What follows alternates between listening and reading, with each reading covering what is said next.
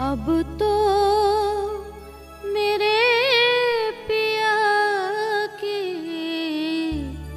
दया ना समावे इंड। की जय। सद्गुरु महाराज की जय। चर्चा प्रारंभ होत है, सुनो साथ चित दे।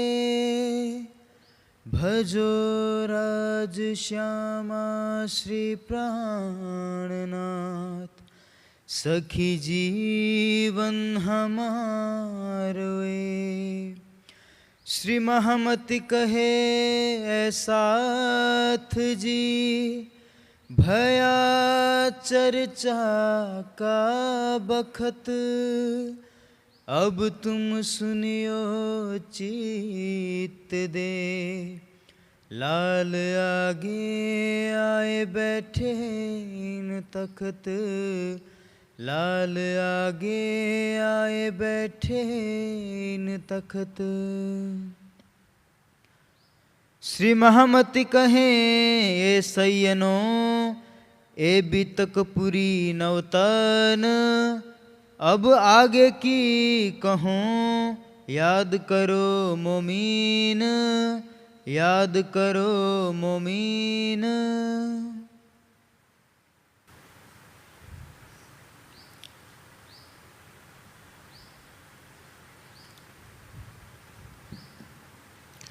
अक्षरातीत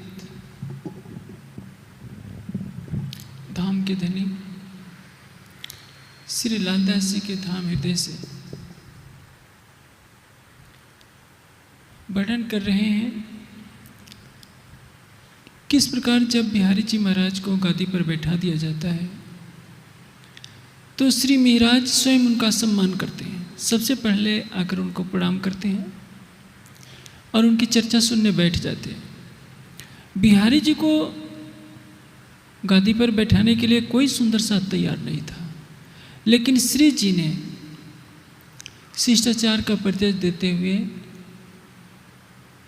सब सुंदर साथ को खंडनी करके समझाया कि चाहे कुछ भी हो, गुरुपुत्र हैं, उनको गादी पर बैठाया जाए। समाज में शोभा लेने की भावना किसकी होती है? जिसका व्यक्तित्व आध्यात्मिकता के रंग में रंगा नहीं होता है, वही सामाजिक प्रतिष्ठा चाहता है। आध्यात्मिक रूप से देखा जाए तो आध्यात्मिकता के क्षेत्र में गादी पूजा एक अभिशाप है कहीं ना कहीं, क्योंकि इससे ज्ञान का प्रकाश रुक जाता है। गादीवाद, जड़तावाद, स्थानवाद, तीनों आध्यात्मिकता की राह में बाधक है। यदि मनुष्य में सत्य की तरफ उन्मुखता की प्रवृत्ति नहीं हुई, सत्य को ग्रहण करने की प्रवृत्ति कम है, व्यक्ति विशेष के कथनों पर चलता है, केवल स्थान विशेष को प्राथमिकता देता है, गादी विशेष को प्राथमिकता देता है, वाणी के कथनों को झुठलाता है, तो समाज में भटकाव निश्चित है। आज भी देखा जाए तो समाज में क्या हो रहा है, ये तीनों ही विकृतियां घर कर गई हैं। एक और है जड़तावाद। जड़तावाद के रूप में चाहे खड़ाऊ पूजा ले लीजिए, समाधि पूजा ले लीजिए, चित्र पूजा ले लीजिए, इसका भी एक स्थान है।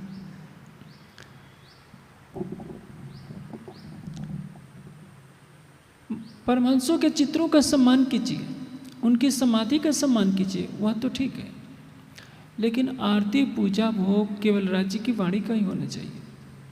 जिस स्थान से ब्रह्म ज्ञान का प्रकाश मिला है उस स्थान की महत्ता है, लेकिन उसी स्थान को सर्वोपरि मानना उचित नहीं है। किसी व्यक्ति से ज्ञान का प्रकाश हो बहुत अच्छी बात है, लेकिन वाणी के कथन को झुठलाकर व्यक्ति के कथन को सर्वोपरि मानना यह भी अंधकार का परिचायक है।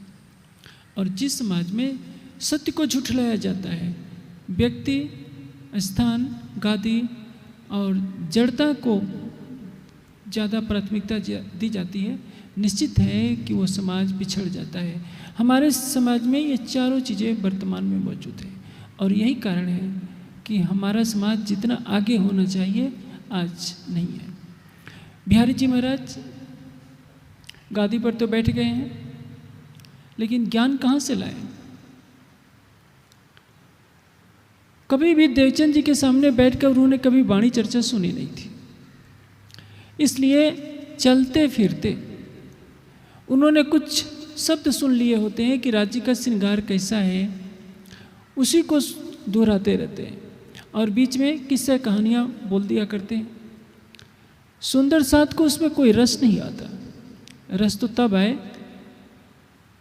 जब ज्ञान में कोई गहन बात हो, ज्ञान में सत्यता हो। यह बात क्या दर्शाती है? बीतक की यह घटना हमें सिखाती है कि बिहारी जी के अंदर परमधाम की आत्मा है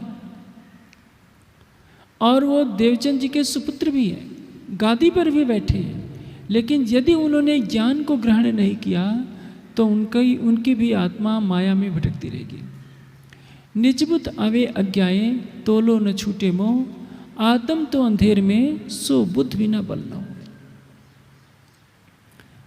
जब श्री देवचंद जी के सुपुत्र होते हुए भी बिहारी जी महाराज परमधाम की आत्मा होते हुए भी अपनी आत्मा को जागृत नहीं कर सके, क्योंकि उनके अंदर वाणी का प्रकाश नहीं है, चितवनी वो कर नहीं सकते, तो परिणाम क्या हुआ?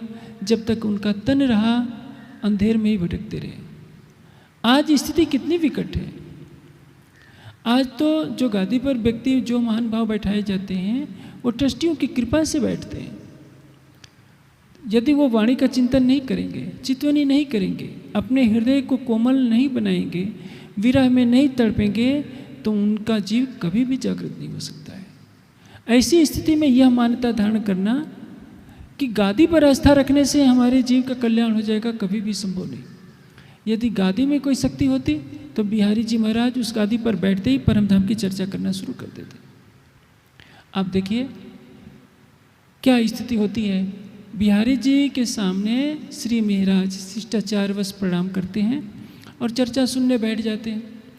बिहारी जी जब चर्चा कर चुके होते हैं तो उसके पश्चात चर्चा की पुनः चर्चा करते हैं एकांत में सुंदर साथ को ले जाकर, क्योंकि बिहारी जी गादीपति के रूप में बैठे हैं। सतगुरु धनी देवचंद जी की गादी पर बैठने के कारण ऊपरी मन से सब सुंदर साथ सम्मान कर रहे हैं, दिल में किसी के सम्मान नहीं। ज्यादा किया दीन को यहिया ने इष्ठाम, कुरान के अंदर ये घटनाक्रम है कि यहिया ने दीन को बढ़ाया। यहिया कौन है? श्री प्राणनाथ जी। यानी श्री प्राणनाथ जी के द्वारा वाणी का अवतरण होता है। श्री प्राणनाथ जी के द्वारा वाणी का चारों ओर फैलाव होता है, परम धाम का मार्ग मिलता है। इसको कहते हैं धर्म का फैलाव। पूरा देश हिंदुओं के 1000 संप्रदायों में लगभग गादीवाद का अधिकतर में प्रभाव है, और जिस समाज में गादीवाद का, स्थानवाद का, व्यक्तिवाद का प्रभाव होगा वो समाज कभी भी प्रगतिशील नहीं बन सकता, वो रूढ़िवादिता के अंधेरे में भटकता ही रहेगा। बिहारी जी महाराज धीरे धीरे अनुभव करने लगते हैं कि लगता है सुंदर साथ मेरी चर्चा में रुचि नहीं लेता। समय बीतता जाता है, महाराज को अनुभव होने लगता है कि राज्य की मेरे ऊपर कृपा बरस रही है, और उनको आभास होता है कि हम तो बैठे धाम में, ये खेल नहीं रंजक, यह संसार है ही नहीं, हमारे मूल तन परम धाम में है। यहाँ भी हमारे दिल में धाम धनी की बैठक है, और परम धाम में तो हम राज्य के सम्मुख ही बैठे हैं। जब हम वाणी की गहराइयों में डूबते हैं तो सार तो एक ही निकलता है, हक नजीक से हिरक से आड़ो पटना द्वार। राज्य प्राण की नली से भी निकट है, हमारे और उनके बीच में कोई भी दूरी नहीं है। दूरी तो हमारी दृष्टि ने कर रखी है। जैसे आप लोग नीचे बैठे हैं, आपके सामने एक पर्दा कर दिया जाए तो आप लोग मुझे नहीं देख सकते, और यही कहेंगे कि मंच भी नहीं है, राजन स्वामी भी नहीं है।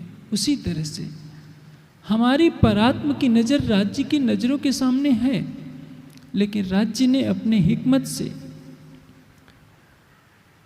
ऐसी लीला कर दी है कि हमारी परात्म की नज़र राज्य की नज़र से होकर आत्मा के रूप में जीवों पर बैठ गई है, और जीवों की इस संसार की लीला को देखने में लगी है। उसको पता ही नहीं है कि मेरा असल स्वरूप क्या है। वो जीव के तन को ही अपना तन माने बैठी है, संसार को ही अपना घर माने बैठी है। जब उसको वाणी का प्रकाश मिलेगा और तब तो वो जानेगी कि नहीं, मैं यहाँ की नहीं हूँ, मेरा घर कोई और है, और तब वो धाम धनी की शोभा को देखने का प्रयास करती है। यहीं से उसकी जागनी प्रारंभ होती है। जब वाणी का ज्ञान ही उसके अंदर नहीं रहेगा तो जगेगी कैसे? और यदि वाणी का ज्ञान भी आ गया, चितवनी नहीं करेगी, तो उसकी अंतर्दृष्टि कैसे खुलेगी? इसलिए दो चीज़ें हैं, वाणी के चिंतन और चितवनी के द्वारा हम अपनी आत्मा को जागृत कर सकते हैं। श्री महाराज यही करवाते हैं लौकिक कार्य के लिए, क्योंकि सुंदर साथ को श्री महाराज परम धाम का रस देना चाहते हैं। रस देने के लिए क्या करना पड़ेगा? सबको चर्चा सुनानी पड़ेगी। चर्चा सुनाएंगे, इकट्ठा करेंगे तो धन चाहिए। उन्होंने सोचा कि मैं क्यों नहीं राज दरबार में नौकरी कर लूं, और यही होता है। जाम राजा के दरबार में वजीर की सेवा उनको मिल गई। राज दरबार का काम निपटाते हैं, पूरे दिन लगे रहते हैं। प्रातःकाल उठते हैं, 3 बजे उठते हैं, नित्य कर्मों से निवृत्त होकर बिहारी जी महाराज को प्रणाम करते हैं, उनकी चर्चा सुनते हैं। सब सुंदर साथ को एकांत में पुनः चर्चा सुनाते हैं। राज दरबार जाते हैं, पुनः वहाँ का कार्य करके 4:30 बजे वापस लौटते हैं, और 4:30 बजे लौटकर सब सुंदर साथ को चितवनी कराते हैं।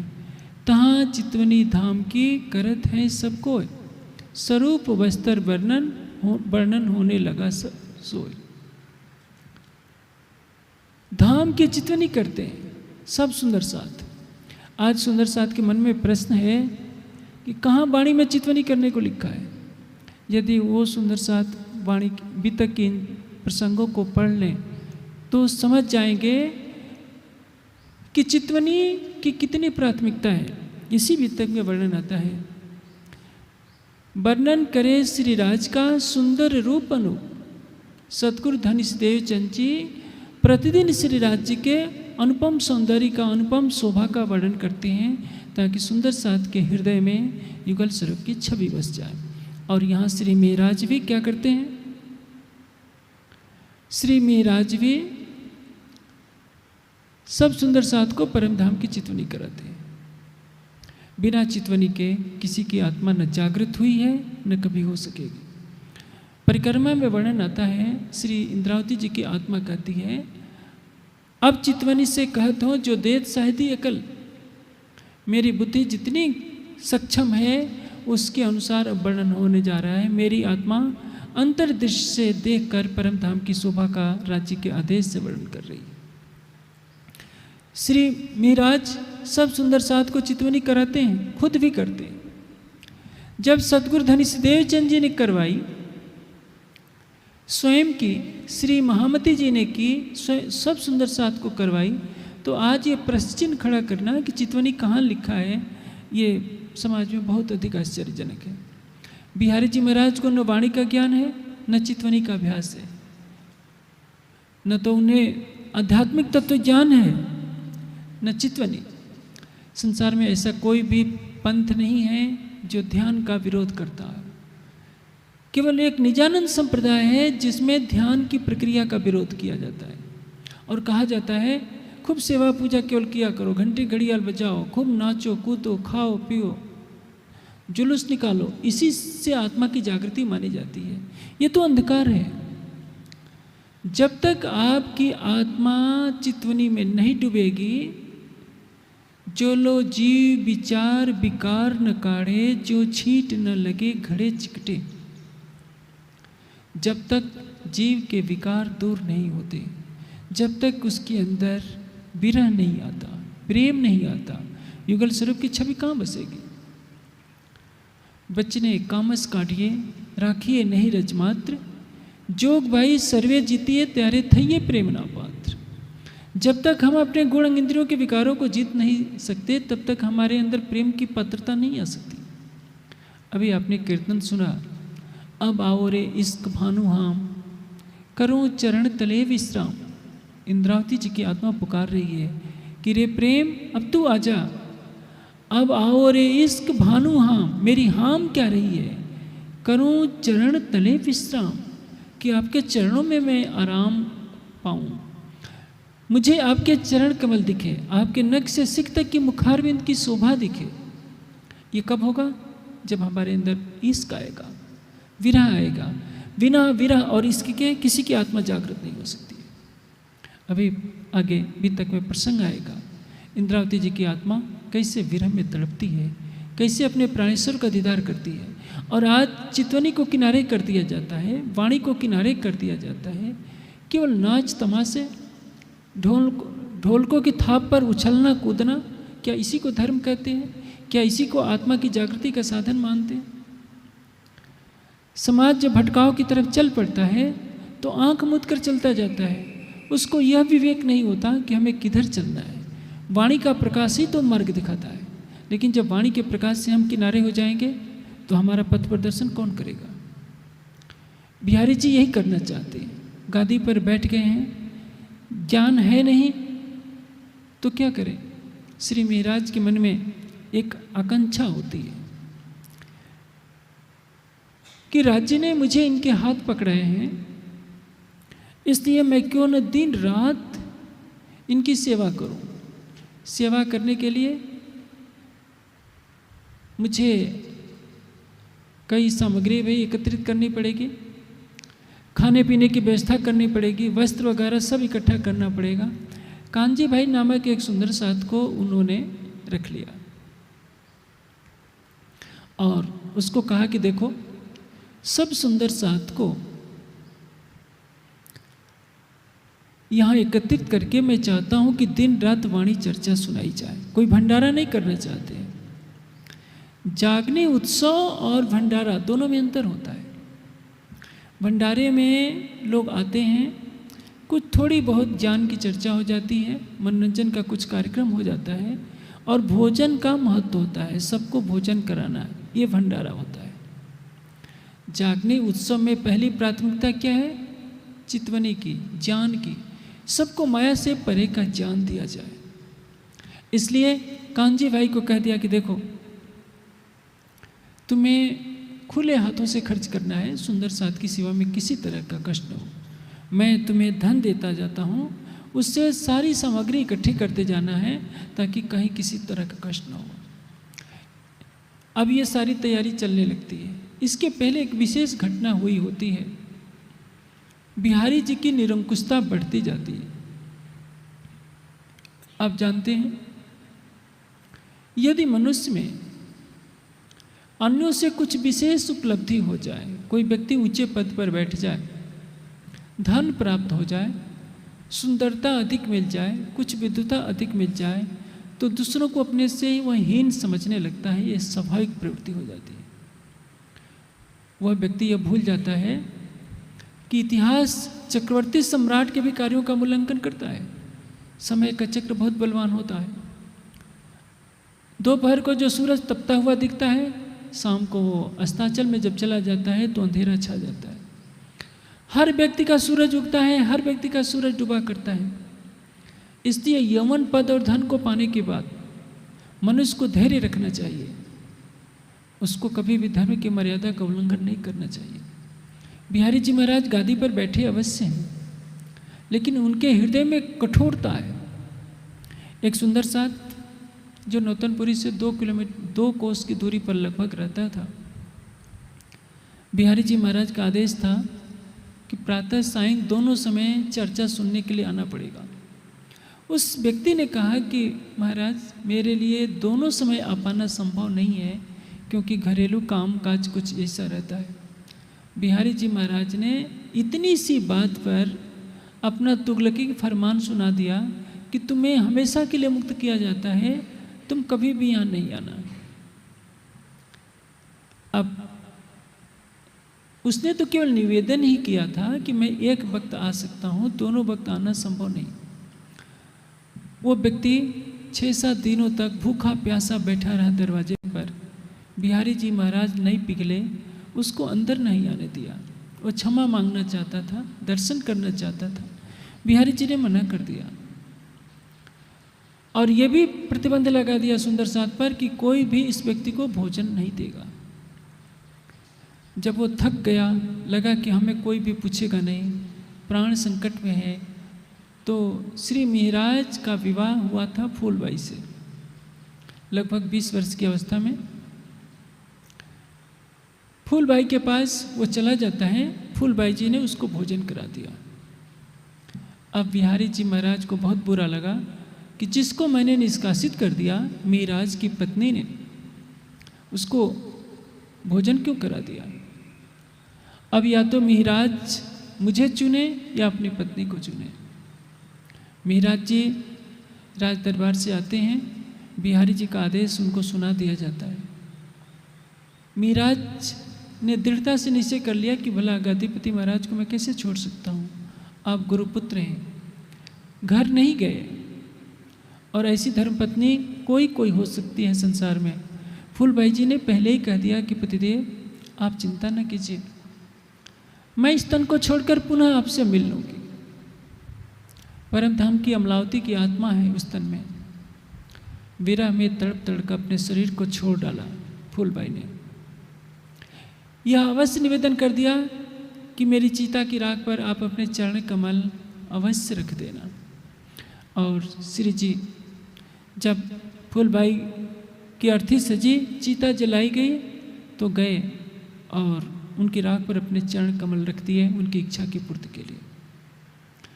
इतना होने पर भी बिहारी जी महाराज के ऊपर कोई असर नहीं। जो हृदय भावों से न भरा हो, ज्ञान का प्रकाश नहीं है, विरह प्रेम की धारा नहीं बहती है, उस हृदय को क्या कर सकते हैं। वो मानव का हृदय नहीं, पत्थर का हृदय है। और उस शुष्क हृदय में भला धनी के चरण कमल कैसे आ पाएंगे।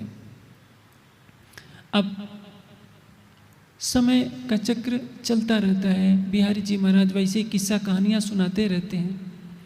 थोड़ा सा वर्णन सुन लिया है राज्य के श्रृंगार का, बस वही सुनाते रहते हैं कि जो देवचंद जी राज्य का श्रृंगार वर्णन करते थे, उसी की कुछ पंक्तियाँ उनको याद है चलते फिरते। ये घटना क्या संकेत दे रही है।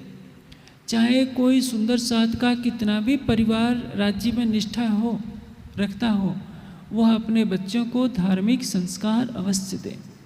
नहीं तो क्या होता है, हर समाज में यही देखा जाता है कि बड़े बड़े जो धार्मिक लोग होते हैं, उनके बच्चे धर्म से दूर हो जाते हैं। जब सतगुरु धनी श्री देवी चंद जी के सुपुत्र, जिनके अंदर परम धाम की आत्मा है, वो भी राज्य से दूर हो गए, तो और क्यों ना हो सकेंगे। अब श्री बिहारी जी महाराज अपनी गादी पर बैठे हुए वही सारी बातें करते रहते हैं। सुंदर साथ औपचारिकता के नाते जरूर बैठता है, लेकिन वो बाट देखता रहता है कब श्री मिहिराज आएँ और उनके पास जाकर चर्चा सुने, क्योंकि उनकी प्यास बुझती है श्री मिहिराज जी के चरणों में। श्री मिहिराज जी ने, जैसा कि मैंने पहले बताया, सब सुंदर साथ की सेवा करने का दृढ़ संकल्प लेते हैं। अनाज, घी, खांड, कपड़ा सब एकत्रित किया जाने लगता है। एक दिन नागजी भाई और बालबाई दोनों आपस में बातें करते हैं और बिहारी जी को उकसाते हैं कि बिहारी जी महाराज, हम तो जानते हैं आपको चर्चा नहीं आती, और जब मिहिराज के पास कोई जाता है आपसे प्रश्न पूछने पर तो आपको उत्तर नहीं आता। मिहिराज जी एक प्रश्न के 10 तरह से समझाकर उत्तर देते हैं। और एक नया कार्यक्रम करने जा रहे हैं कि सब सुंदर साथ को एकत्रित करने जा रहे हैं। इसके लिए उन्होंने घी मैदा खाण सब इकट्ठा कर लिया है, वस्त्र भी, ताकि दिन रात सुंदर साथ यहीं रहें, वाणी चर्चा सुने। तो आप सोचिए, जब श्री महाराज चर्चा करेंगे तो आपकी गद्दी तो गई, आपको कौन पूछेगा? इसलिए आपको किसी भी तरह से ये रुकवाना होगा। और आपको मालूम नहीं कि मेरे लिए भी उन्होंने खूब सुंदर कटार भी बनवा दी है, और आपके लिए एक राजाओं जैसी पोशाक भी महाराज ने तैयार करा दी है। सुंदर साथ में तो उनकी गरिमा बढ़ेगी, और आप सबके सामने चुप रहेंगे, क्योंकि आप गादी पर भले ही बैठे हो, सुंदर साथ में आपके लिए श्रद्धा नहीं है, क्योंकि आपके पास ज्ञान का प्रकाश नहीं है। सृष्टि में ज्ञान के बिना कुछ नहीं हो सकता। परम धाम में यह निर्णय नहीं हो सकता था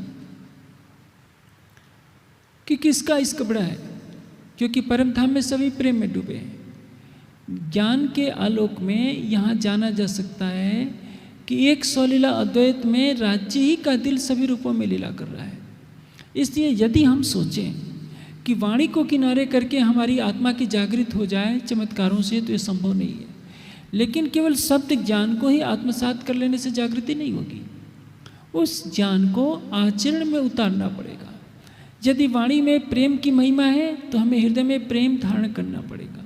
विरह की महिमा है तो विरह धारण करना पड़ेगा। मोमिन दिल कोमल कहिया तो अर्श पाया खिताब।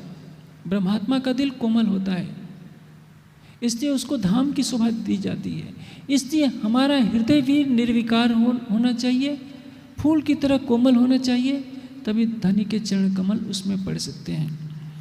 अब बिहारी जी क्या करते? जाम राजा के वजीर के यहाँ चुगली कर देते। श्री महाराज ने घर का खर्च तो क्या, सुंदर साथ का सारा खर्च उठाने के लिए जाम राजा के वजीर के सचिव का पद ले लिया था। जैसे मंत्री होते हैं, मंत्री के सचिव होते हैं, उसी तरह से जामनगर एक छोटा सा राज्य है, वहाँ के जो मंत्री थे उसके सचिव थे श्री महाराज। श्री महाराज ने अपने वेतन में से जो भी पैसा होता था उसी से सामान मंगवाया था। लेकिन बिहारी जी महाराज ने यह चुगली कर दी कि श्री महाराज ने तो राजघराने के कोष से, राजा के राजकोष से देखिए इतना कपड़ा मंगवाया है, इतने जो सामग्री, इतनी सामग्रियां हैं, घी है, शक्कर है, तरह तरह की चीज़ें हैं, ये सब मंगवा रखी है, कहीं ये घोटाला तो नहीं कर रहे हैं। और आपको मालूम है कि राजा लोग या बड़े बड़े पदों पर जो बैठे होते हैं वो कान के कुछ कच्चे हुआ करते हैं, तुरंत मान लेते हैं। जीवा एक है, कान दो हैं। क्यों? कि मनुष्य सुने ज़्यादा, बोले कम। लेकिन लोग इसका उल्टा करते हैं, सुनते कम है, बोलते ज़्यादा है, और यहीं से अनिष्ट होता है। मनुष्य को चाहिए कि सुनने की प्रवृत्ति ज़्यादा रखे और जितना आवश्यक हो उतना ही बोले। अनावश्यक बोलने से कुछ न कुछ विवाद खड़ा होता है, कुछ न कुछ झूठ बोला जा सकता है। इसलिए जो भी बोलिए सत्य बोलिए, प्रिय बोलिए और हितकारी बोलिए। वाणी का तब क्या है? गीता में श्री कृष्ण ने कहा है, अनुद्वेग करम सत्यम प्रिय हितम च। ऐसा शब्द बोले जिससे किसी के हृदय को ठेस न लगे, प्रिय हो, सत्य हो और हितकारी हो, ऐसी वाणी बोलनी चाहिए। कबीर जी ने बहुत अच्छी बात कही है, ऐसी वाणी बोलिए मन का आपा खोए, औरन को शीतल करे आपो शीतल हो। अपने अहम को छोड़कर ऐसी वाणी बोलिए जिसको सुनने से किसी का हृदय ठंडा हो जाए, आनंदित हो जाए और स्वयं को भी आनंद मिले। हम ऐसी कटु भाषा इस्तेमाल करते हैं जिसको सुनने वाला भी दुखी और सुनाने वाला भी दुखी। बिहारी जी महाराज ने जाकर के जाम राजा के वजीर के यहाँ चुगली कर दी। उन्होंने बिना सोचे समझे श्री महाराज जी को नज़रबंद कर दिया।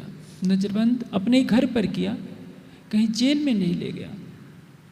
जैसे जाम राजा के मंत्री का जो निवास था, उसी के बड़े कमरे में तीनों भाइयों को श्यामल जी को, उद्धव जी को और मिहिराज को, तीनों को नजरबंदी की हालत में कर दिया। अब मिहिराज का हृदय तड़पता है कि राज जी, मैंने तो जो कुछ किया था सब सुंदर साथ की सेवा के लिए ये कार्यक्रम करने का मन में लिया था। जो भी सामग्री मैंने मंगाई अपने पैसे से मंगाई, लेकिन ये झूठी चुगली जो हो गई, मुझे आज नजरबंदी की हालत में रहना पड़ रहा है। यह विरह बढ़ता जाता है। विक्रम संवत 1715 का समय है।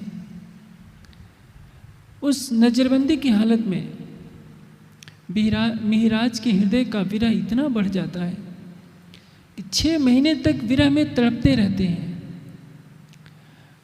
विसु की अंग में श्वास विछोड़ियो संग, तब तुम पर्दा टाल के दियो मोहे अपनो अंग। केवल आहें निकलती रहती है। आपने अभी कीर्तन सुना था कलश का, विरहा गतिरे जाने सोई, जो मिलके बिछड़ी होए, या मीन बिछड़ी जल थे या गति जाने सोई। विरह की अवस्था को कौन जानता है?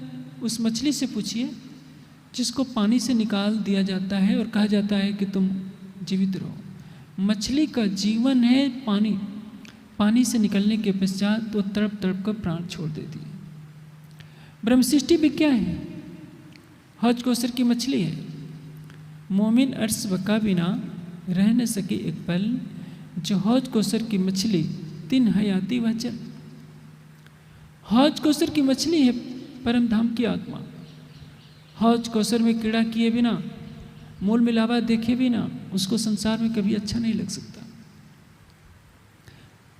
श्रृंगार में स्पष्ट कहा है कि आशिक इन चरण की, आशिक के रोज चरण। ब्रह्म सृष्टि क्या है? धनी के चरणों की आशिक है। जब विरह बढ़ता जाता है तो स्थिति क्या बन जाती है? विरह किसको कहते हैं?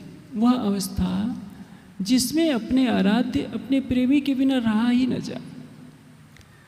बिरहा न देवे बैठने, उठने भी न दे, लोट पोट भी ना कर सके, हुक हुक सांस ले।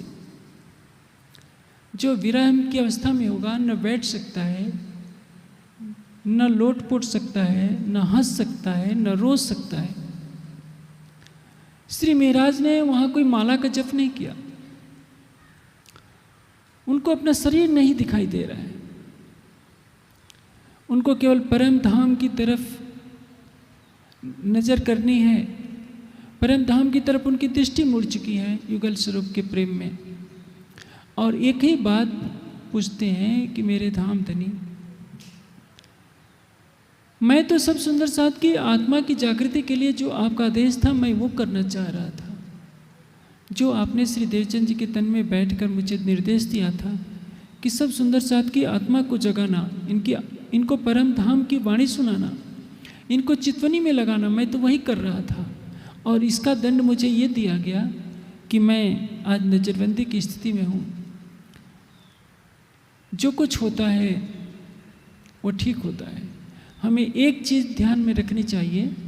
श्री मोहम्मद कहे, ऐ मोमिनो, तुम पर दमदम जो बरतत, सो सब इस हक का पल पल मेहर करत। राज्य पल पल हमारे साथ हैं। यदि हमने सच्चा समर्पण कर दिया तो जिस स्थिति में वह रख रहे हैं उसमें हमको संतोष रखना होगा। हमें यह विश्वास रखना होगा कि जो राज्य करेंगे ठीक करेंगे। हमसे अच्छी तो वो सीता है। सीता ने कभी राम से पूछा, आज की पत्नी होती तो महाभारत कर लेती, कि आप राजा के अधिकारी थे, 14 वर्ष वन के लिए क्यों चल दिए? सीता ने कभी प्रश्न नहीं खड़ा किया। राम की खुशी में सीता की खुशी है। यदि राम वन में है तो सीता वन में रहने के लिए खुशी खुशी तैयार है। राम के बिना सीता के लिए अयोध्या का महल श्मशान है। 5 पांडवों के साथ द्रौपदी चल देती है। वो वन वन में भटकती है। अज्ञातवास में दूसरों की यहाँ नौकरानी बन करके रहती है। महारानी द्रौपदी राजा विराट के यहाँ घर का काम करती है। आप सोचिए कितना त्याग है। लक्ष्मण की खुशी में उर्मिला की खुशी है। लक्ष्मण वन में जाते हैं तो उर्मिला किसी पुरुष का मुंह नहीं देखती, वो भी जमीन पर शयन करती है, वो भी तपस्विनी का जीवन व्यतीत करती है। 14 वर्ष तक लक्ष्मण ने किसी स्त्री की तरफ आंख नहीं उठाया, तो 14 वर्ष तक उर्मिला ने भी किसी पुरुष की तरफ आंख नहीं उठाया। यह है पवित्र समर्पण, पवित्र प्रेम। हम सुंदर साथ तो जरा सा झटका होता है राज्य से अपना ईमान खो बैठते हैं। हम ईमान में सीता, उर्मिला, यशोधरा के सामने कहीं भी नहीं ठहरते हैं। हमको परम धाम की वाणी मिली है, हम वाणी पढ़ते हैं, आंख मूंद कर चितवनी भी करते हैं, लेकिन हृदय से पूछिए क्या हर स्थिति में आप सम रहते हैं? यदि राज्य पर हमारी श्रद्धा है तो करोड़पति बना दिया तो भी उछलिए नहीं, कंगाल बना दिया, झोपड़ी में कर दिया तो निराश न होइए। उन्होंने जो कुछ किया है ठीक किया है। कभी महाराज मंत्री के सचिव थे, आज कारागार में हैं, तो कोई दुख नहीं, लेकिन उनका हृदय पूछ रहा है कि आखिर धाम देनी ऐसा क्यों हुआ। यही पीड़ा बढ़ते बढ़ते गहन विरह का रूप ले लेती है, और विरह की अग्नि से जिस दिन पूरा ब्रह्मांड जलने लगेगा। पूरा ब्रह्मांड क्या है? ये शरीर। विरह में स्थिति ये हो जाती है, हाड़ हुए सब लकड़ी सिर श्रीफल अगिन। महाराज के शरीर में केवल हड्डियां रह जाती हैं, शरीर सिर ऐसा लगता है कि नारियल बन गया। उस राजकुमार सिद्धार्थ से पूछिए जो वृक्ष के नीचे बैठा है, 7 वर्ष तप करते करते हो जाते। भिक्षा में जो मिल गया एक बार आहार ग्रहण कर लिया।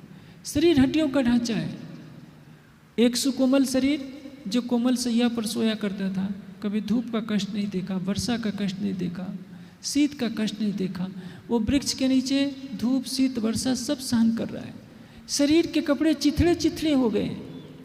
जब इस अवस्था में जीव को तपाया जाता है तब तो हृदय के विकार दूर होते हैं। यदि हम मठों में बैठकर 56 प्रकार के व्यंजन खाएंगे, वातानुकूलित कमरों का, वातानुकूलित वाहनों का आनंद लेंगे, तो हमारी आत्मा को जागने का प्रकाश कैसे मिलेगा? जो गृहस्थी सुंदर साथ हैं वो भी राज्य की सेवा के नाम पर अच्छे अच्छे खाते पीते हैं, अच्छी अच्छी सुख सुविधाओं में रहते हैं। आप इन सुख सुविधाओं का सेवन कीजिए, सब चल सकता है, लेकिन कुछ देर के लिए अपना ध्यान इन सब से हटा लीजिए। संसार के सुखों के प्रति जो आपके मन में ममता है उसको हटाकर राज्य के चरणों में केंद्रित कर दीजिए। युगल स्वरूप की छवि को निहारिए और अपने शरीर की शुद्ध बुद्ध भुला दीजिए। रजोगुण तमोगुण का प्रभाव अपने अंदर से हटा दीजिए।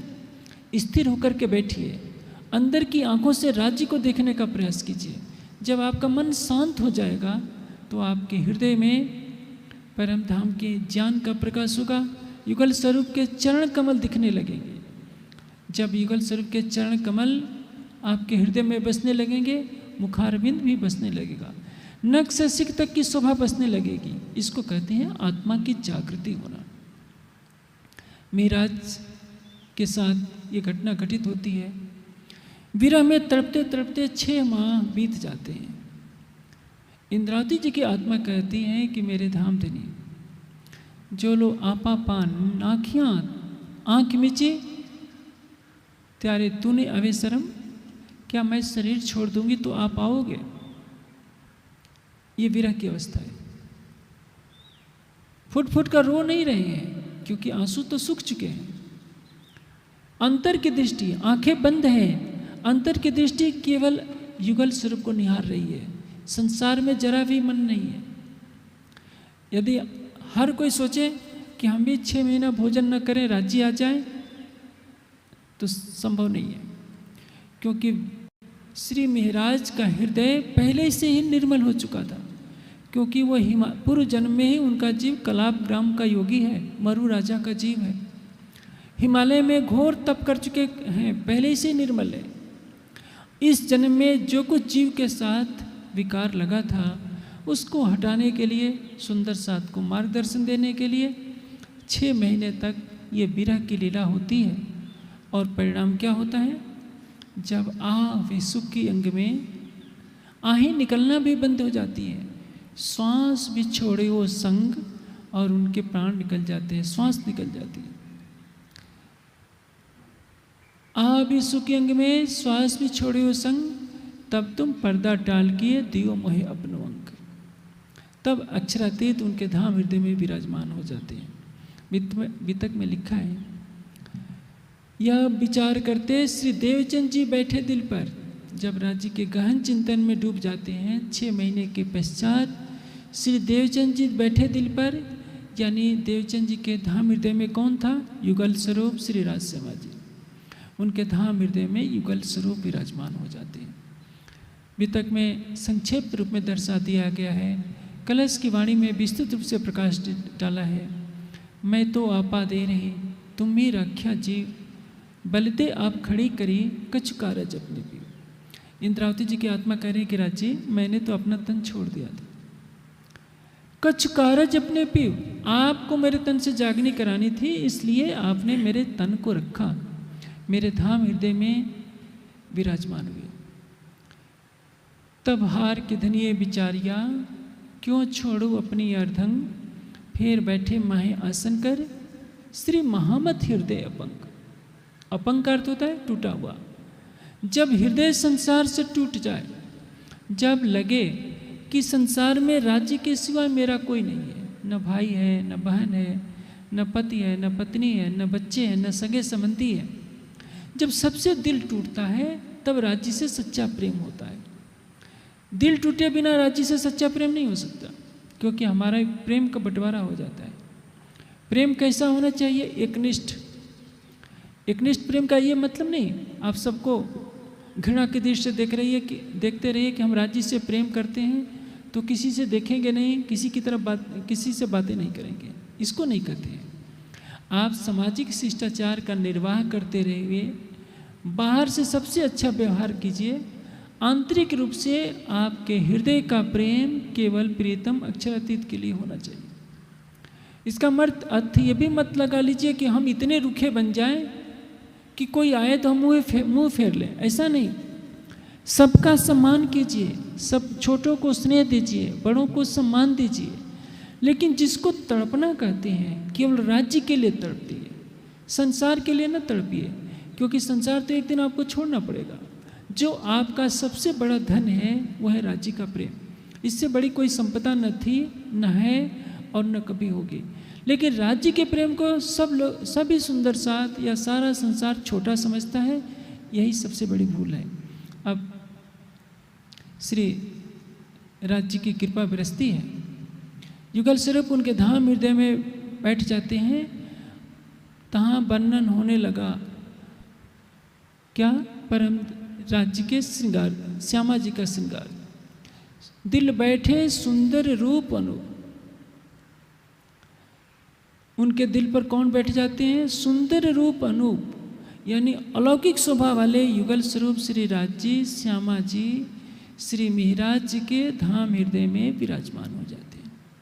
अब प्रश्न यह होता है कि विक्रम संवत 1712 में श्री देवचंद जी का धाम गमन हो जाता है, और यह घटना है विक्रम संवत 1715 की। तो 3 वर्ष कहाँ रहे? क्या परम धाम चले गए थे बीच में थोड़े समय के लिए अवकाश लेकर? ऐसा नहीं है।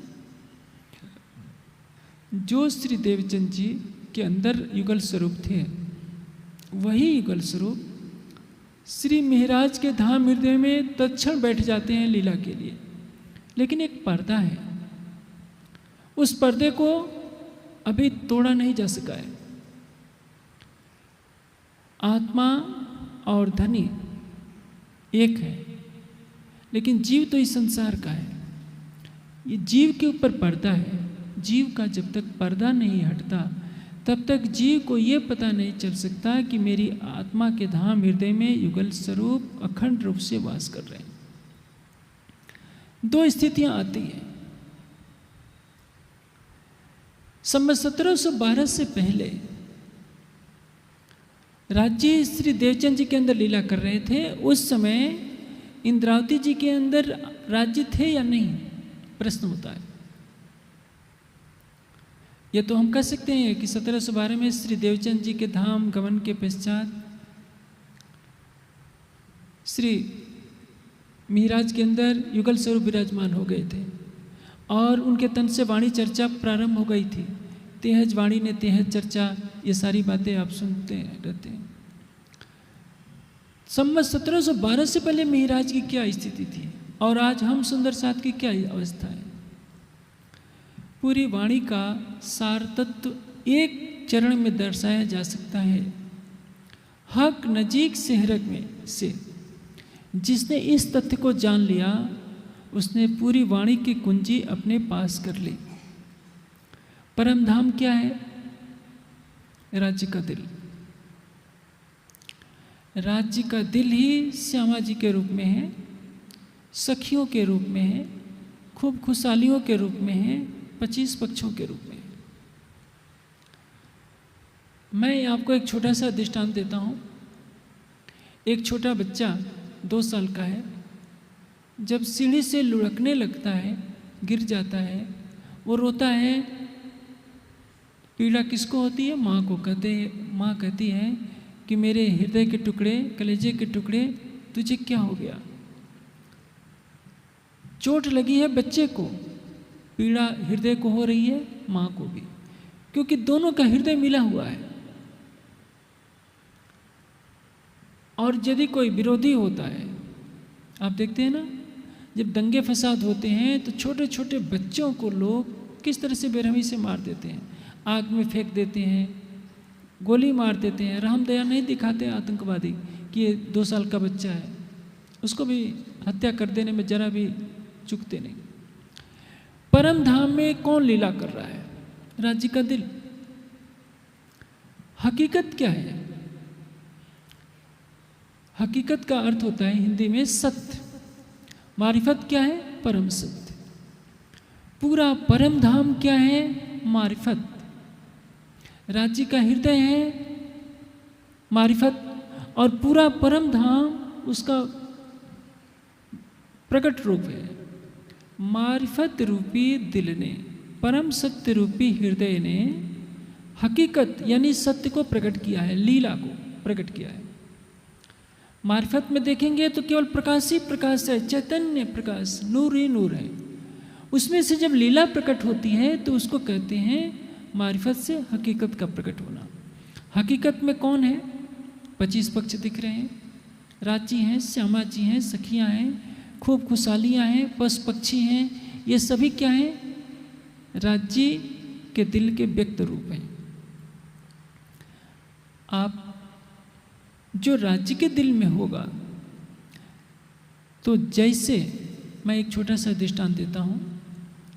अभी आम का मौसम बीत रहा है, कहीं कहीं बीत भी गया है। एक आम की गुठली आप बोते हैं, गुठली से पौधा निकलता है, तो उस पर क्या कीकड़ का फल लग जाएगा या बेर का फल लग जाएगा? आम की गुठली से आम के ही पत्ते जैसी सुगंध आएगी। पहले आम जैसा ही फल लगेगा, उसका रूप रंग वैसे ही होगा।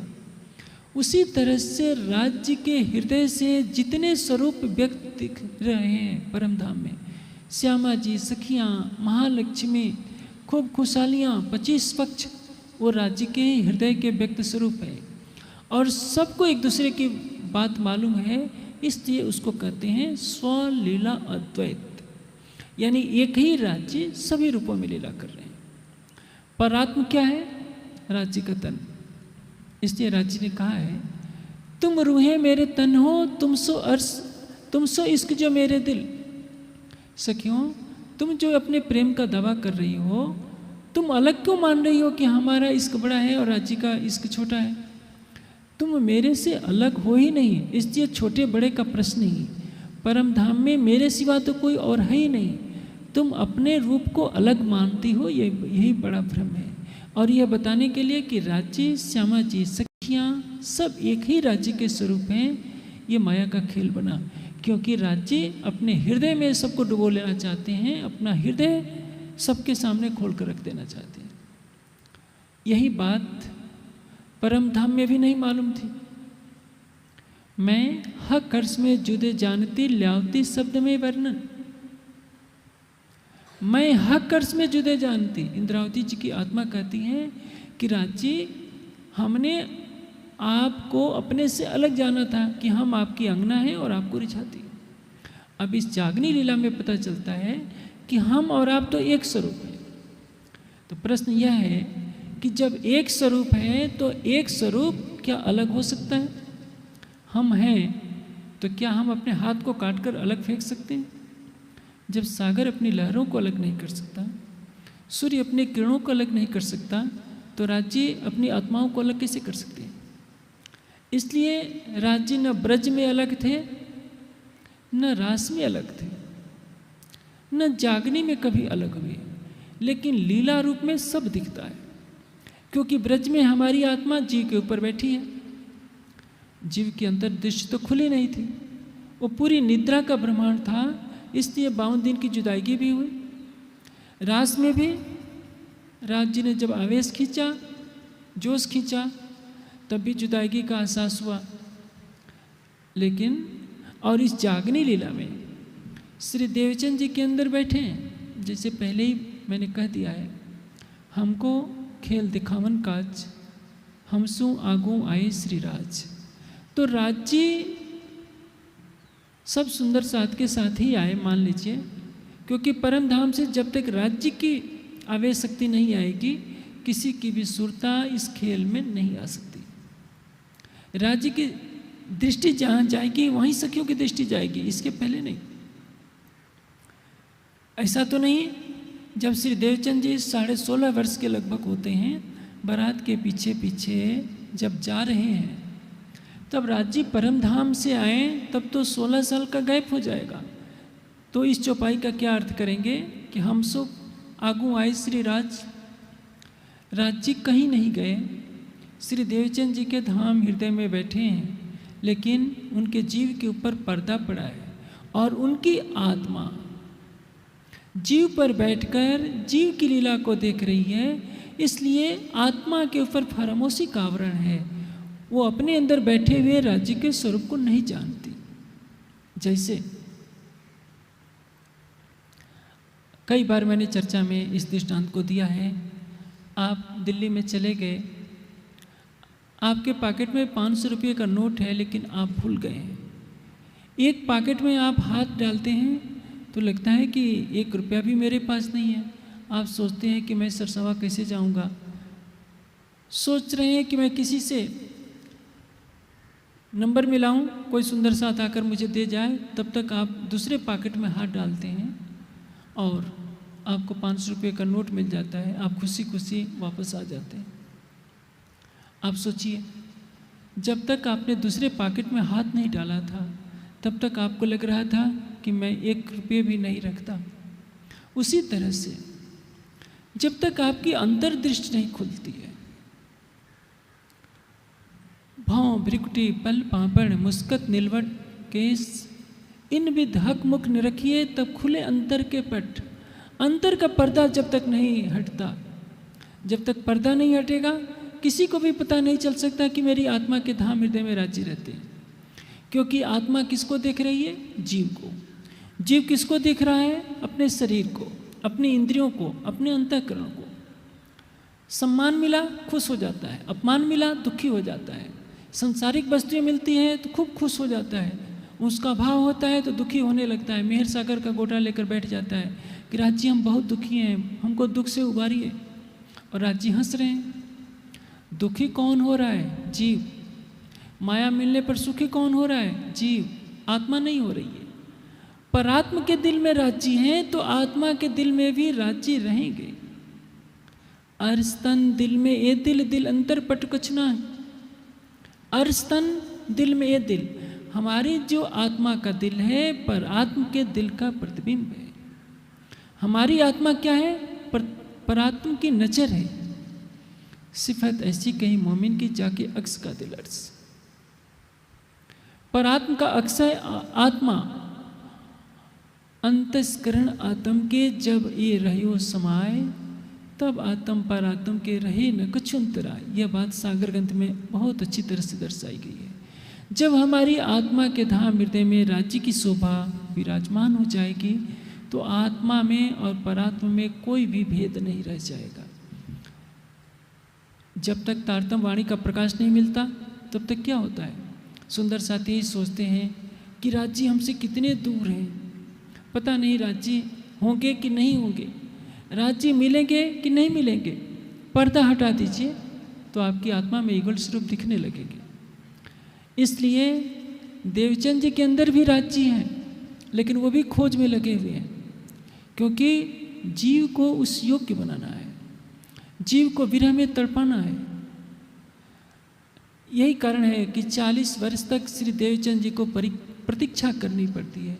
राज्य दर्शन देते हैं फिर ओझल हो जाते हैं।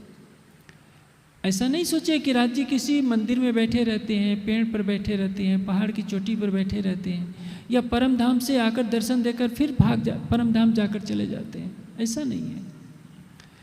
तब तो सारा सिद्धांत ही झूठा हो जाएगा कि राज्य माया के खेल में छोड़कर परम धाम में अकेले बैठे रहें। जो अक्षरातीत अपनी आत्माओं को अपने चरणों में बैठाए रखा है, वो माया के खेल में भी नहीं छोड़ सकता। इन गुनहगारों के दिल को अर्ज कर बैठे मेहरबान, जो मेहर का सागर है, इस माया के खेल में भी सबके धाम हृदय में बैठा है। लेकिन हंसी इस बात की हो रही है कि किसी को पता नहीं है कि मेरी आत्मा के धाम हृदय में राज्य बसते हैं। कैसे? क्यों नहीं पता है? क्योंकि हमारे जीव से बहुत बड़े बड़े बुरे काम होते हैं। चोरी हम करते हैं, काम क्रोध मद लोभ अहंकार के विकार हमको सताए रहते हैं। तो प्रश्न होता है कि राज्य हमारी आत्मा के धाम हृदय में कैसे रह सकते हैं? अब इस तथ्य को समझिए। पाप कौन कर रहा है? हमारा जीव। विकार किस में हो रहे हैं? जीव के हृदय में विकार हो रहे हैं, अंतःकरण में विकार हो रहे हैं। जीव के मूल स्वरूप में विकार नहीं है। जैसे हीरे का एक टुकड़ा कीचड़ से लपेट दीजिए तो कीचड़ से ढका हुआ दिखाई देगा, लेकिन कीचड़ हीरे को छेद कर अंदर नहीं जाएगा। उसी तरह से जीव ने जो अंतःकरण धारण किया है, उस अंतःकरण में काम क्रोध मद लोभ अहंकार की अग्नि धधक रही है और उससे पूरा शरीर जल रहा है। कोई व्यक्ति चोरी कर सकता है तो क्या कहेंगे? अरे ये तो चोर है। महावीर स्वामी ने आज से 2500 वर्ष पहले बहुत ऊंची बात कही थी कि पाप से घृणा करो, पापी से नहीं। क्योंकि हर महापुरुष देखता है कि इसके द्वारा पाप हो रहा है, लेकिन उसकी चेतना तो पाप से रहित है। हाँ, किसी की चेतना कीचड़ में ज़्यादा डूबी होती है पाप के, और कोई इससे रहित हो जाता है, तो वो धर्मात्मा कहलाता है। अंदर में क्या है? सत्व रज और तम प्रकृति के बंधन है। रज और तम का आवरण जिस पर ज़्यादा चढ़ जाता है वो पापी हो जाता है, जो सतुगड़ी रहता है वो पापों से बच जाता है। बस यही तो कहानी है। लेकिन मिहिराज के अंदर भी राज्य लीला रूप में विराजमान हो गए। हाँ, अब प्रश्न यह होगा, क्या 2 राज्य रहते हैं? एक राज्य दर्शन देकर के जब लीला के लिए विराजमान होते हैं तो वो अलग राज्य, और एक राज्य जो दर्शन से पहले रहते हैं हमारी आत्मा के धाम हृदय में। राज्य 2 नहीं होते, राज्य तो एक ही होते हैं। हमारी आत्मा पर जो पर्दा होता है, पर्दा भी कहिया दिल को, फारामोशी भी कहिया दिल। हक भी कहे दिल में, पर्दा भी कहिया दिल, फरामोशी भी कहिया दिल को, आया सहुरे बेवरा निकल। हक भी कहे दिल में, राज्य हमारी आत्मा के धाम हृदय में। पर्दा भी कहिया दिल, दिल के ऊपर पर्दा है, क्योंकि हमारी आत्मा जीव के दिल पर बैठकर खेल को देख रही है। जब हमारी आत्मा अपने हृदय के पर्दे पर देखने लगेगी तो उसको राज्य दिखेंगे। जिसने इस सूत्र को समझ लिया उसने जागने का सूत्र समझ लिया। आप चोरी करते हैं तो कौन चोरी करता है? क्या आपकी आत्मा चोरी करती है या आपका जीव चोरी करता है? जीव रो रहा है, जीव हंस रहा है, इसको आत्मा दृष्टा होकर देख रही है, जीव के हृदय पर विराजमान होकर कि जीव ऐसा कर रहा है। इधर से जीव से नजर हटा लेगी, संसार से नजर हटा लेगी, अंतर्मुखी होगी, परात्म की तरफ नजर करेगी, परात्मा का श्रृंगार सजेगी तो उसको अपनी आत्मा के धाम हृदय में विराजमान युगल स्वरूप के दर्शन हो जाएंगे, परम धाम का दर्शन हो जाएगा। ये सबसे बड़ी विज्ञान की बात है। जिसने पिंड ब्रह्मांड दोनों से पहले अपनी नज़र हटा लिया, उसने माया के पर्दे को हटा लिया। हमारे और धनी के बीच में पर्दा किसका है? ये शरीर और संसार का। पिंड और ब्रह्मांड का पर्दा हटा दीजिए, फिर देखिए आपके धाम हृदय में धनी है कि नहीं। ये पर्दा श्री मेहराज पर भी पड़ा रहता है, हमारे आपके ऊपर भी पड़ा हुआ है। मेहराज के अंदर 1712 में ही राज जी बैठ गए हैं, लेकिन मेहराज जी को पता नहीं है कि उनके तन से चर्चा कौन कर रहा है। चर्चा करते जाते हैं, सुंदर साथ भाव भी रखता है, खुद पता नहीं। अब हफ्से में 6 माह तक विरह में तड़पते हैं।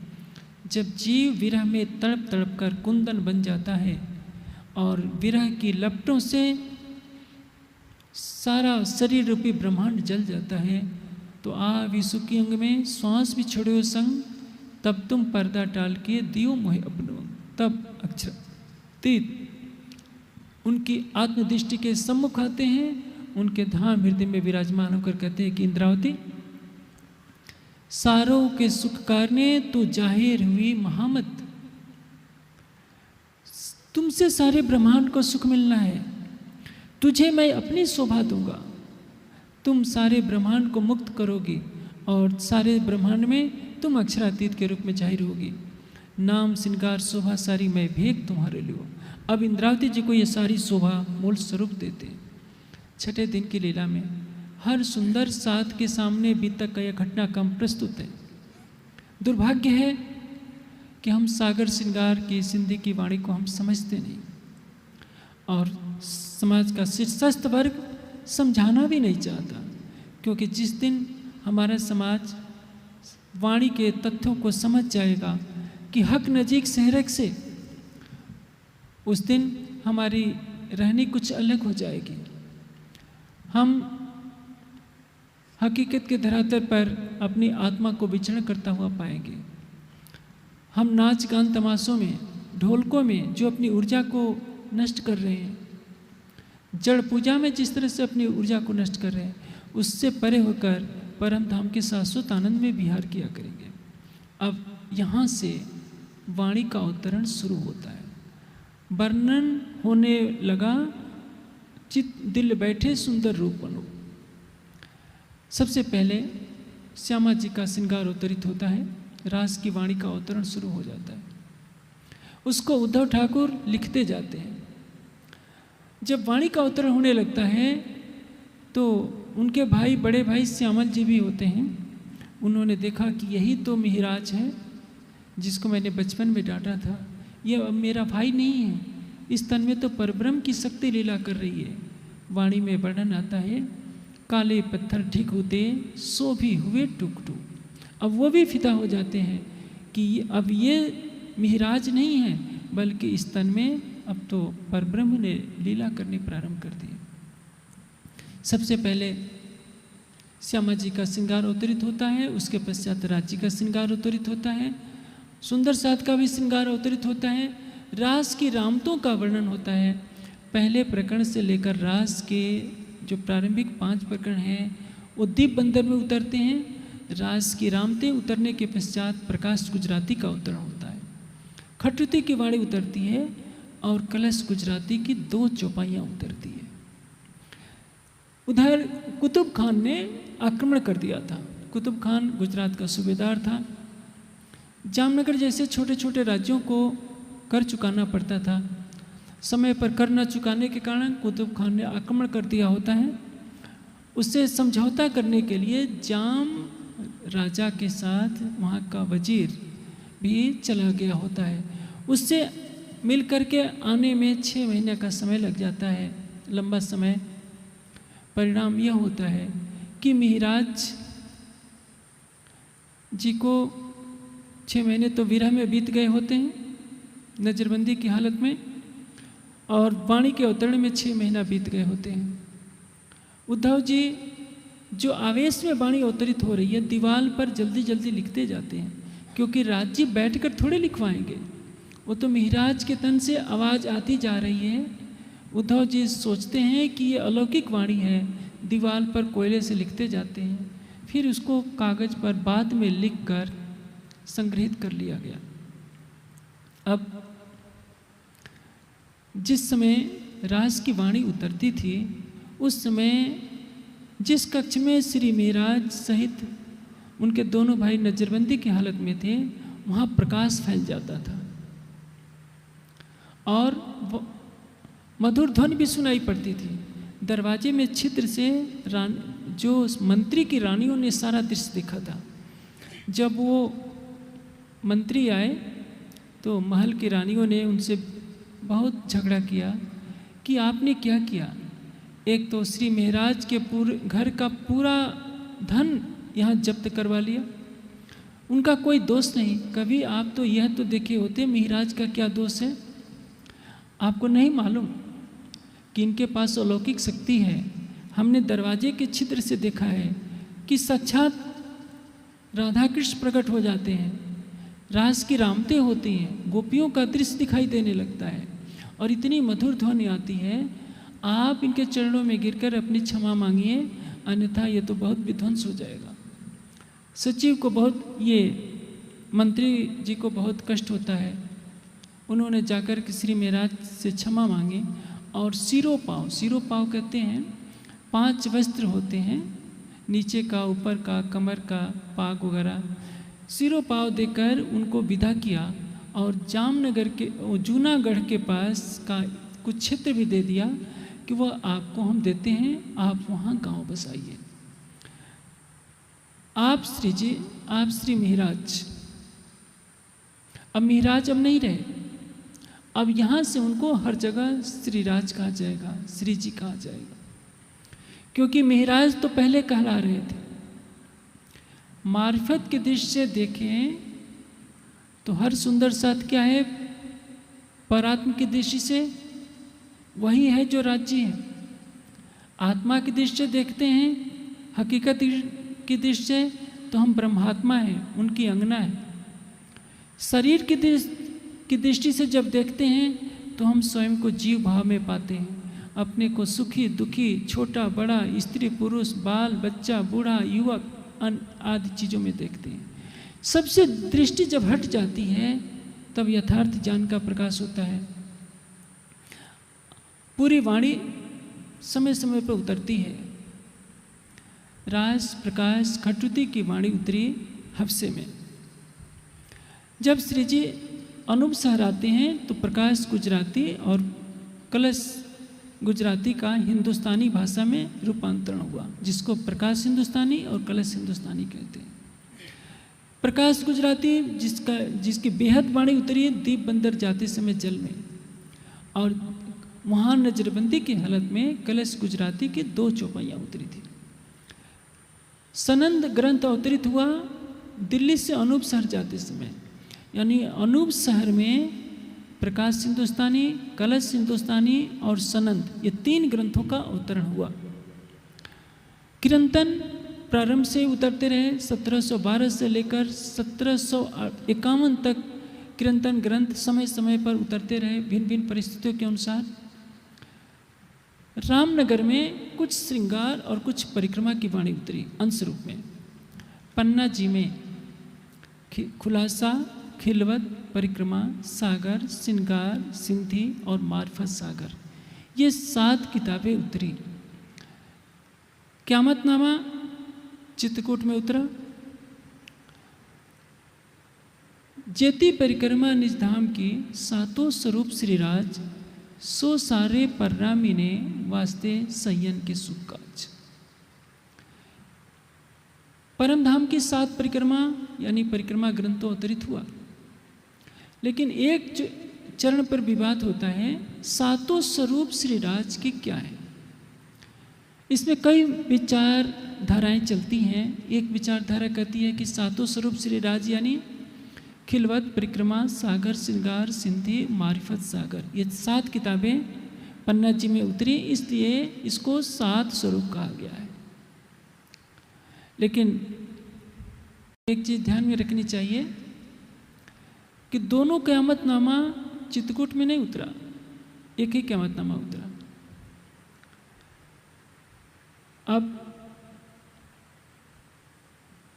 एक विचारधारा कहती है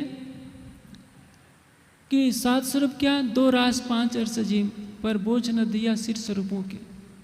तो राज्य के 5 श्रृंगार तो ठीक हो जाता है, लेकिन रास के श्रृंगार का यहाँ कोई मतलब नहीं, क्योंकि रास के श्रृंगार का तो वर्णन हो चुका है। 7 स्वरूप श्रीराज, 7 स्वरूप श्रीराज यानी सागर ग्रंथ में राज्य का 3 बार श्रृंगार वर्णन है, 5वें प्रकरण में, 8वें प्रकरण में, 10वें प्रकरण में। और श्रृंगार ग्रंथ में राज्य का नख से सिख तक 4 बार श्रृंगार वर्णित हुआ है।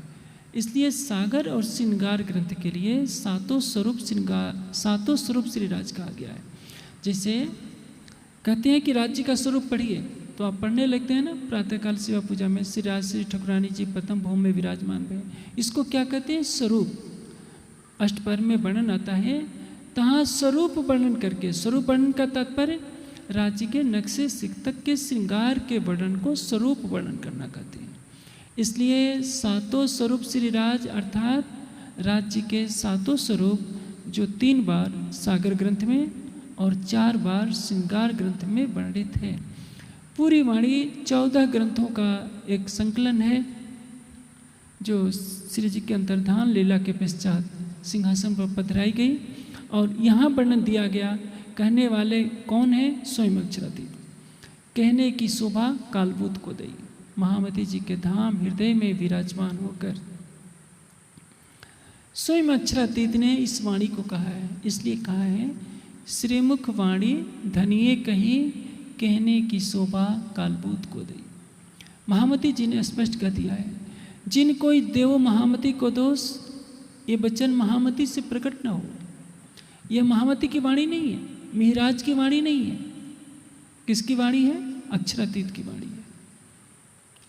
हर प्रकरण के अंत में जरूर आएगा, महामती कहे, इंद्रावती कहे या मिहिराज कहे, ये तो छाप है। मेरी बुद्धि लुगान अनिक से धनी जाहिर करे अखंड घर सुख। मैंने तो इसका एक अक्षर भी नहीं कहा है।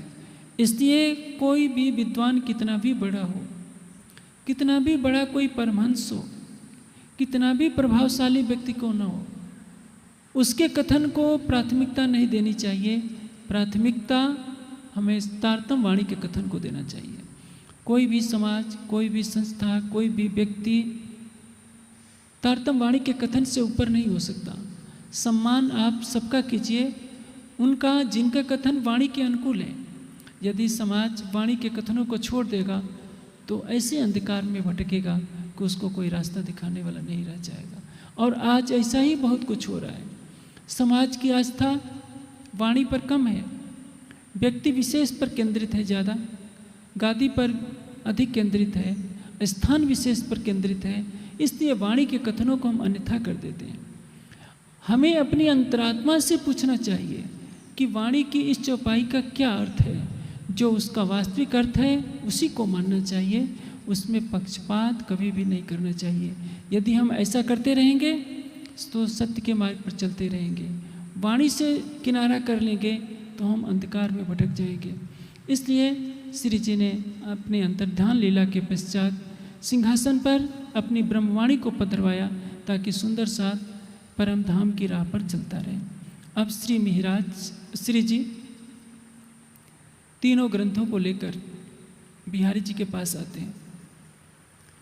बिहारी जी को दिखाते हैं और बताते हैं कि बिहारी जी महाराज, राज जी की कृपा हुई, नजरबंदी की हालत में मेरे तन से ये वाणी उतरी है, आप भी इसको देखिए। बिहारी जी जैसे ही पढ़ते हैं, पढ़ते तो थे ही, बिहारी जी चमके सुन खटरुति के वचन।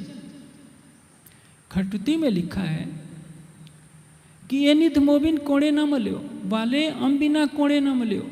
राज जी मेरे सिवा किसी को नहीं मिले। तो बिहारी जी को गुस्सा चढ़ता है कि गादी पर मेरे बैठने से क्या लाभ है। जब ये कहते हैं कि राज जी मेरे अंदर हैं, तब तो मेरा गादी पर बैठना ही निरर्थक है। गादी पर जो बैठेगा वो कौन, क्या कहलाएगा? अक्षरातीत। और यही समाज में विकृति चल रही है। आज सद्गुरु धनी श्री देवचंद जी को निजानंदाचार्य कहा जाता है, पहला आचार्य। श्री प्राणनाथ जी को दूसरा आचार्य कहा जाता है। वाणी में कहीं भी बीतक में ऐसा शब्द नहीं है जिसमें देवचंद जी को और श्री प्राणनाथ जी को आचार्य कहा जाता हो। क्या ये दुनिया के आचार्य हैं? क्या ये दुनिया के साधु महात्मा हैं? रेहू नाही सिद्ध साध संतरी भगत वैष्णव अपरस आचार्य। मैं सिद्ध साध न सिद्ध हूँ, न साध हूँ, न संत हूँ, न भक्त हूँ, न छूत छात मानने वाला कोई कर्मकांडी व्यक्ति हूँ। प्राणनाथ जी को हमने आचार्यों की श्रेणी में ला दिया स्वयं को बड़ा करने के लिए। यदि हम उनकी गादी पर बैठते हैं तो हम स्वयं को या तो उनके समकक्ष मानते हैं या कहीं न कहीं अपनी विशेषता दर्शाते हैं कि प्राणनाथ जी ने तो 5000 को तारतम दिया होगा, हमने तो लाखों को दिया है। ये कितनी बड़ी भ्रांति है। गादी पर बैठने मात्र से कोई अपने को सर्वोपरि माने, ये उचित नहीं। सबको यही सोचना चाहिए कि सबकी शोभा प्राणनाथ जी से है। यदि हम प्राणनाथ जी की गरिमा बढ़ाएंगे तो हमारी गरिमा अपनी स्वयं बढ़ेगी। पहले मोको सब जान से तब होसी तुम्हारी पहचान, हम तुम जाहिर हुए दुनी कायम होसी निदान। आप राज्य की महिमा को जाहिर कीजिए तो आप स्वयं जाहिर हो जाएंगे। आप अपनी महिमा जाहिर करेंगे तो आप कहीं के नहीं रहेंगे। इन जिमी में साथ जी जिनो करी सिरदारी, सो पुकार पुकार पछताए चले कईयों जीत के बाजी हारी। जैसे यहाँ पर राष्ट्रपति महोदय की पत्नी आ जाए और मंच पर खड़े होकर यह बताने लगे कि मैं इतना पढ़ी लिखी हूँ, मेरे घर में इतनी गाड़ियाँ हैं, इतने करोड़ की संपदा है, तो आप में से कोई भी उसका महत्व नहीं देगा। वो केवल इतना कह दे कि मैं देश के राष्ट्रपति की धर्मपत्नी हूँ, बस हर कोई स्वागत करेगा। आपको भी यही करना है। आपको श्री प्राणनाथ जी की महिमा गानी है, अक्षरातीत की महिमा गानी है। आपकी महिमा दुनिया खुद गाएगी। जो मेरी सुध दो और को चले तुम्हारा हुक्म। आप राज्य की पहचान दीजिए तो संसार आपका कहना मानेगा। आप राज्य की पहचान न देकर अपना हुक्म चलाएंगे तो आपका कहना कोई भी नहीं मानेगा। हमारे समाज में यही सबसे बड़ी भूल हो रही है। प्राणनाथ जी और श्री देवचंद जी से अपने को ज़्यादा विशिष्ट बनाया जा रहा है। यही कारण है कि समाज कहीं न कहीं अंधेरे में भटक रहा है। इसलिए जब देवचंद जी को और प्राणनाथ जी को आचार्यों की गिनती में किसी भी चौपाई में नहीं रखा है तो हम उनको भी निजानंदाचार्य कहें, प्राणनाथ जी को दूसरे आचार्य कहें, ये खेदजनक है। हम उनको श्री कृष्ण का भक्त कहते हैं। जितना वैष्णव के जो सांप्रदायिक आचार्य हो गए हैं, निम्बार्क, माधवाचार्य, रामानुजाचार्य, रामानंदाचार्य, उसी तरह से हमने निजानंदाचार्य शब्द ले लिया। बीतक में कहीं भी निजानंदाचार्य शब्द नहीं है। वाणी में क्या लिखा है बीतक में? जब जन्मे श्री देवचंद जी, कितनी खुशी की बात हुई। यह बधाई ब्रह्मांड में त्रिगुण समेत विस्तार। सारे ब्रह्मांड को मग्न होना पड़ा क्योंकि ये सारे ब्रह्मांड के लिए खुशखबरी थी। विश्व बंदे अक्षर लो सुके कर परीक्षित सो कहियो विचार। इतने बड़े स्वरूप को, परब्रह्म की हिलादनी शक्ति के प्रकटन को हम एक संसार के आचार्यों से तुलना करने लगते हैं और स्वयं को उनके समकक्ष बताने का प्रयास करते हैं, तो हमारी ये बहुत बड़ी भूल है। अब श्री महाराज जब बिहारी जी को तीनों ग्रंथ देते हैं तो खटरुति के प्रसंग सुनकर के उनको बहुत बुरा लगता है। प्रकाश को जो पढ़ते हैं तो उसमें एक और बात आती है। सही तो मेरी बाई रतन मोहे मिले छबीले लाल, करी मुझे सुहागनी अब मैं भई निहाल। इस चौपाई में सीधे बिहारी जी को संबोधित करके कहा गया है, सही तो मेरी बाई रतन मोहे मिले छबीले लाल, यानी मुझे राज्य मिल गए। ये बात तो उनको चोट पहुंचाने वाली थी कि मेहराज कह रहे हैं कि मुझको राज्य मिल गए हैं तो मैं गादीपति बनकर राज्य तो मैं कहला नहीं सकता। क्योंकि बिहारी जी के मन में क्या था कि मैं गादी पर बैठा हूँ तो राज्य मैं हूँ। आज भी समाज में यही भ्रांति चल रही है। जो प्रमुख स्थानों की गादी पर बैठते हैं वो ये मान लेते हैं कि हम उनके बराबर हैं। गादी पर बैठने मात्र से कोई उनके बराबर नहीं हो सकता। गादीवाद के संबंध में 4 वेदों में 6 दर्शनों में किसी भी मनुस्मृति के किसी भी श्लोक में या हमारी परंपरा में कहीं भी गादीवाद का उल्लेख नहीं है। यह भूल भीष्म पितामह की है और उन्होंने केवल यह भूल कर दी, केवल सांत्वना के लिए वचन दे दिया अपनी माँ को कि जो हस्तिनापुर के सिंहासन की मुझे रक्षा करनी होगी। भीष्म पितामह कोई त्रिकालदर्शी तो थे नहीं। उन्होंने नहीं जाना कि आने वाले समय में धृतराष्ट्र का पुत्र यहाँ की गद्दी पर बैठकर अत्याचार करेगा। अपने वचन से बंधे हुए भीष्म पितामह जानते हुए भी कि धृतराष्ट्र पक्ष ले रहा है अपने पुत्र का और दुर्योधन शकुनी के साथ मिलकर अत्याचार कर रहा है, वचन के बंधे होने से हस्तिनापुर के सिंहासन की रक्षा करने में अपने प्राणों की आहुति दिए। हृदय से चाहते थे कि पांडवों की विजय हो, लेकिन पांडवों के विरुद्ध में लड़ते रहे। उसी को आधार आज भी माना जाता है कि हम गादीपति को नहीं मानते, गादी को मानते हैं। उस गादी पर जो भी बैठेगा हम उसको समर्थन देंगे। यहीं से भ्रांति चल पड़ी। वो तो राजनीति का विषय था। धर्म के क्षेत्र में एक तख्त का कोई महत्व नहीं होता है। यदि गादी में शक्ति होती तो उस गादी पर बैठते ही बिहारी जी को परम धाम के दर्शन होने लगते, परम धाम की वाणी उतरनी चाहिए थी, लेकिन नहीं कुछ हुआ। वाणी किसके तन से उतरी? मिहिराज के तन से, जिन्होंने हफ्से में विरह में तड़प कर अपने धाम धनी को पाया। परम धाम की वाणी उनके तन से उतरती है। लेकिन बिहारी जी कहते हैं कि मिहिराज हमारी राह कोई और है, तुम ये वाणी न सुनाया करो, नहीं तो समाज भटक जाएगा। वाणी वहाँ न पसरी उस वक़्त उस दिन, इंतजार थे मोमिन पर सुन न सके एक सुकन। एक भी बात वाणी की सुनने को उनको नहीं मिल सकी। क्यों? क्योंकि बिहारी जी नहीं चाहते थे। इसलिए गादी पर बैठा हुआ व्यक्ति यदि वो वाणी के प्रकाश से दूर है तो अपने जीते जी कभी भी वाणी का प्रकाश नहीं होने देगा। वो प्राणनाथ जी की महिमा को कभी फैलने नहीं देगा, क्योंकि उसको भय लगा रहता है कि हमारी महत्ता कम हो जाएगी। यही सबसे बड़ी भूल है। यदि हर सुंदर साथ, चाहे वो विद्वत वर्ग हो, चाहे सामान्य सुंदर साथ या गादीपति, जो युगल स्वरूप की महिमा को फैलाएगा, इस जागनी लीला में श्री प्राणनाथ जी के स्वरूप की महिमा को फैलाएगा, उसकी महिमा स्वतः बढ़ेगी। लेकिन अपनी महिमा को फैलाने के प्रयास में हम राज्य की मेहर से कोसों दूर हो जाते हैं। बिहारी जी महाराज ने वहाँ वाणी के प्रसार को होने नहीं दिया। अब श्री मिहिराज वहाँ से चल देते हैं जूनागढ़ में गांव बसाने के लिए। सोरठा नामक एक स्थान है, उस गांव को बसाना था, क्योंकि जामनगर के राज्य की तरफ से वहाँ की ज़मीन श्री मिहिराज जी को हस्तांतरित कर दी गई थी कि ये ज़मीन आपको दी जाती है क्योंकि हमसे भूल हो गई थी, उसके प्रायश्चित स्वरूप। मिहिराज जी जा रहे हैं। विक्रम संवत 1716 का समय है। 1715 तो बीत चुका होता है।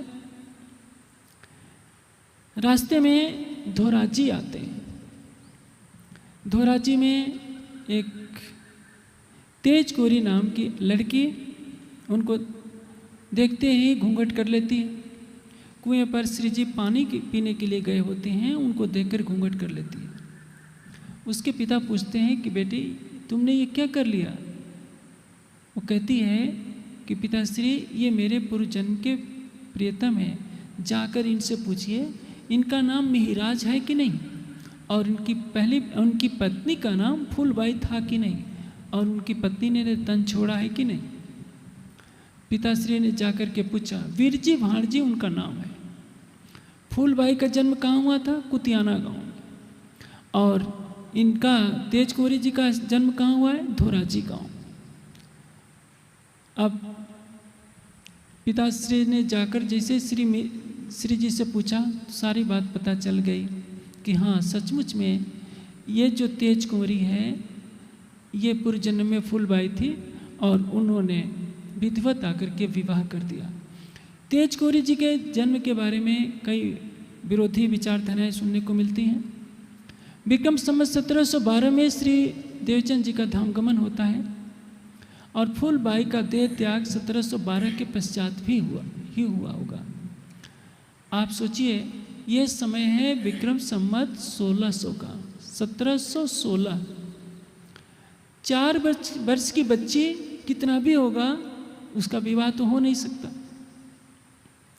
जब बिहारी जी गादी पर बैठे होते हैं तभी फूलबाई का तन छूटता है। जैसे ब्रज में किशोरी कन्याओं के ऊपर परम धाम की आत्माएं पृष्ठ हो गई, आत्मा कभी गर्भ में नहीं जाती, उसी तरह से तेज कुंवरी के अंदर जो अमलावती की वासना जो पहले फूलबाई के तन में थी, किशोरी कन्या को देखकर उसके तन में प्रविष्ट हो जाती है। तभी उनके पिताजी कहते हैं कि तुम्हारा विवाह किससे करें? तेज कुंवरी जी मना करती रहीं कि जब समय आएगा मैं खुद बता दूंगी। और जब उन्होंने अपने प्राणेश्वर को देखा तो स्वीकार कर लिया कि यही मेरे प्रीतम है, मेरा विवाह इन्हीं से होगा। ये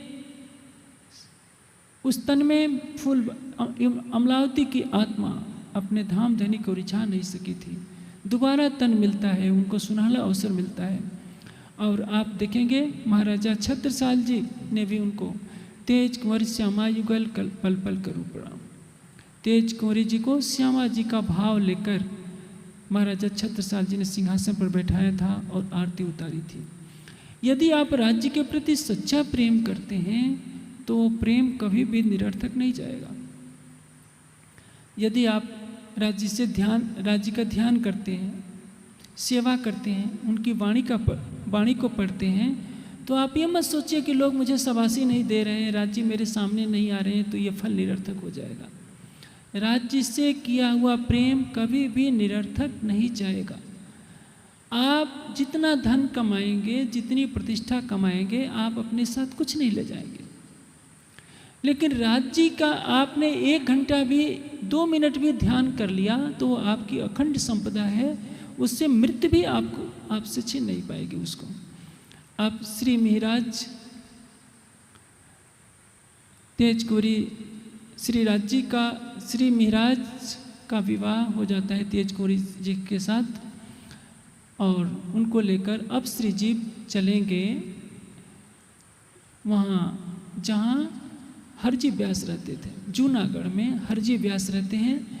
विक्रम संवत 1717-18 1 साल वहाँ रहते हैं। 17 का समय है, जूनागढ़ में पहुँचते हैं। हरजी व्यास का अभिमान टूटेगा ज्ञान का।